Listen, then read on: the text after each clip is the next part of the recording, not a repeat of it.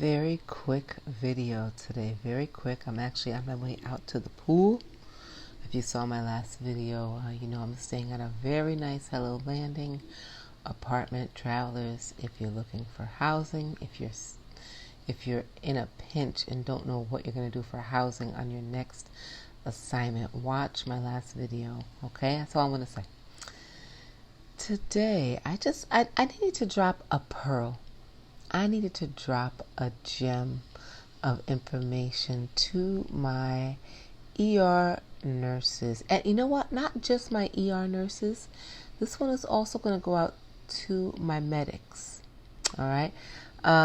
There may be a time in your career when you crave trauma ones and you want to use that rapid infuser every time you go to work, and you want to give adenosine 9 times a day, and you want to shock people every shift, and you want Lifestar to transport patients to you instead of you transporting patients via Lifestar out of your hospital. Right? There's a time when every nurses and medic, if you crave trauma and you work ER, emergency medicine, and you're a first responder, I definitely think there is a time when you want it all, and you want to see it all, and you want to eat, breathe, smell, all the things. And that's beautiful. But there's also a time when you want to kick it down a notch, right? You may not want to lose your skills, but you're just over the drama. And those of us that have worked in a level 1 or level 2, I worked in only a level 2 trauma facility as of now. We understand what it's like when you're having a busy night. It's rough as it all of a sudden you hear the CMED go off, and here's your gunshot wound, or here's your stabbing coming in, or here's your your motor vehicle accident, MVC with ejection. We understand. And some of us, every now and then we like to get a gritty trauma, or that walk-in stabbing to triage. It keeps you on your toes. And listen, I'm saying this very lightheartedly. I'm just realizing that. Please understand, I've been an ER nurse for 11 years, and I by no means mean to minimize the seriousness of these injuries. It is just how we talk about things in the business. Sorry. So there's a time when you want to kick it down a notch, and like I said, you don't want to lose your skills. But, and maybe medics, you don't want to come off the rig, or maybe you do want to come off the rig, but you still have that adrenaline crave, and you want to practice what you went to school for, and your beautiful craft that you have honed. You don't want to give it up by the wayside. I have a tip for you. If you live in a state that has freestanding emergency departments, freestanding ERs, standalone ERs, FSEDs, they have many names. I'm sorry, I'm not using a stabilizer. I'm trying to make this as still as possible for the next couple minutes. So a standalone ER usually partners with a larger hospital, and lots of times you have your own lab, your own CAT scan. Some may have their own MRI. You can have ultrasound on site or on call. However, there's no hospital attached.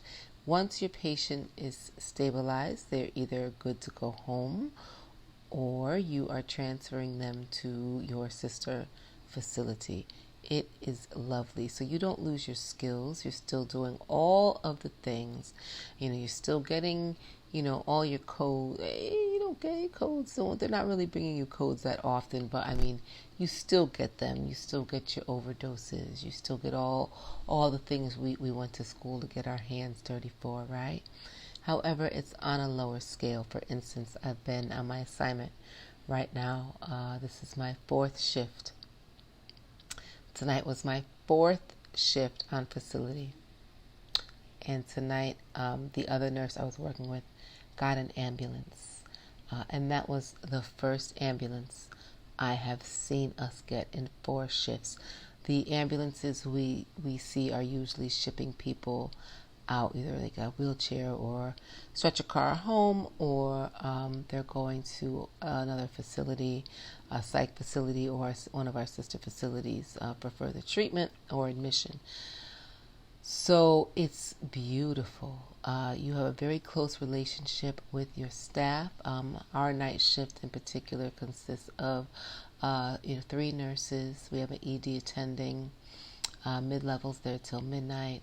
We have security, of course, 1 registrar, 1 radiology tech, and I'm forgetting someone. Oh, we have a custodian all night as well. So yeah, it's bare bones, but it works. You get stronger. And listen, if you're at the right spot, you clear your board for an hour or 2 a night. Yes, there may be a short window of time where you have no patients, or 1 patient, or 2 patients, and it's just like a give and take. Your podmate takes 1, you take 1. It's much more laid back than the regular ER setting. So if you're looking to still stay sharp, but you just cannot deal with the 12-hour shifts in these level 1 trauma facilities anymore, if you still want to use your skills and you're a badass, but you're freaking exhausted and you just can't take, maybe I know medics, they bid for their shifts. Maybe you got a bad bid and you wanted days and they gave you nights, or vice versa. Just know that you may be in a state, I know a lot of the southern states do hire medics in their emergency rooms, in their freestanding EDs as well.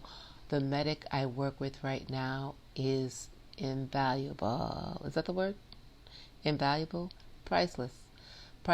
He, that crazy medic energy that y'all have, he brings it. He comes to the patient's here. He wants to do your EKG. He wants to get your labs. He's helping you this. He's helping you that. He's prepping you for your chest tube. He's amazing. So medics, there is something else you can do if you feel the need to change it up but don't want to lose your credentials or your skills. Please consider working in any emergency department, but especially a freestanding emergency room. And ER nurses, if you're over it, if you're done, if you're just like, oh, I love being an ER nurse, but I'm done, freestanding ER. ED attendings, if you cannot deal with the hospital politics anymore, big hint, freestanding ER. Respiratory therapists, great option for you as well as radiology. Listen, healthcare, these hospitals are going to wear you down, and it is what it is. But just know, if you need a reprieve, even if it's just for a little while, if you need a break, definitely check out freestanding emergency departments so that you can keep doing what you love. Because let's admit, we're addicted to it, right? We love it. We love emergency medicine. We love what we do, but it can be quite overwhelming. And there comes to be a point in your career where you don't have anything to prove anymore. You know you're competent. I don't want to say you've seen it all, because there's always something we haven't seen or done, but you're at a point where you don't really have anything to prove, and you're okay with kicking it down a notch. And I'm there, and let me tell you, I love it. I love it. I love it. It's beautiful, and I'm passing it on to you as a pearl. All right, have a wonderful day. I hope you're in a place that's warm. I know it's getting cold up north, but we're headed to the pool and to the jacuzzi. And yeah, ciao. If you have any questions about freestandings or stories, good, bad, ugly, please let me know. The first one I worked in, by the way, wasn't as well staffed as this one, and it definitely makes a difference on how well things flow. I will say that much, but still, even very short staff, much less stressful than working in a hospital. Yeah. All right. Well, that's my secret. That's my pearl for today. Have a wonderful day. Have a wonderful week. And I will talk to you soon. Don't forget to travel. Just go. Just do it. You're going to enjoy yourself.